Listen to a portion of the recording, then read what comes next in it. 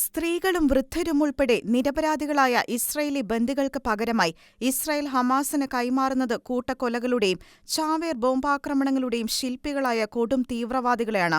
ഈ കൊടും ഭീകരരെയാണ് Palestine heroes എന്ന് വിളിച്ച് അവരുടെ മടക്കം ലോകത്തിൽ പലരും ആഘോഷിക്കുന്നത്. ഇസ്രായേൽ പൗരന്മാരെ മടക്കിക്കൊണ്ടുവരാൻ ഇസ്രായേൽ നൽകാൻ തയ്യാറായ കനത്ത വിലയാണ് ഇത്.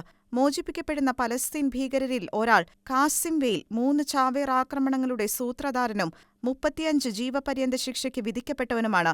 35 ഇസ്രായേലിയരെ കൂട്ടക്കൊല ചെയ്ത കുപ്രസിദ്ധ കഫെ ഭീകരാക്രമണം ഇതിൽ ഉൾപ്പെടുന്നു.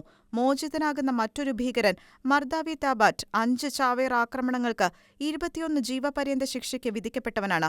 21 പേരെ കൊല്ലുകയും 150 പേരെ പരിക്കേൽപ്പിക്കുകയും ചെയ്ത വെടിവെപ്പിനും ഇയാൾ ഉത്തരവാദിയായിരുന്നു.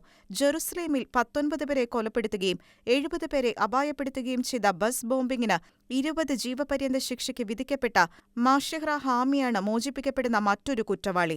6 പേരെ മരണപ്പെടുത്തിയ ടെൽ അവീവിലെ ബസ്സിലുണ്ടായ ചാവേർ ആക്രമണത്തിന്റെ സൂത്രധാരനും 6 ജീവപര്യന്ത തടവ് ശിക്ഷയ്ക്ക് വിധിക്കപ്പെട്ടവനുമായ സാഗർ അഷ്റഫാണ് മോചിതനാകുന്ന മറ്റൊരു ഭീകരൻ.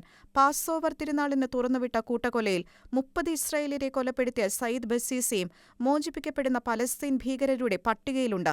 ഇതാണ് ലോകം നീതി നടപ്പിലായി എന്നവകാശപ്പെടുന്ന കൊടും ഭീകരരുടെ മോചനം.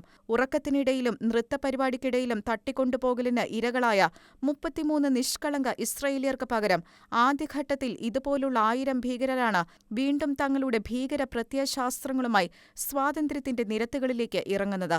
ഒരു ഭാഗത്ത് ഇസ്രായേലിയരുടെ മടങ്ങിവരവ് ആശ്വാസം പകരുമ്പോൾ ഭീകരതയുടെ ശൃംഖലയിലേക്ക് വീണ്ടും അംഗസംഖ്യ കൂടുന്നതിലുള്ള ആശങ്കകൾ നിസ്സാരവൽക്കരിക്കാനാവുന്നതല്ല.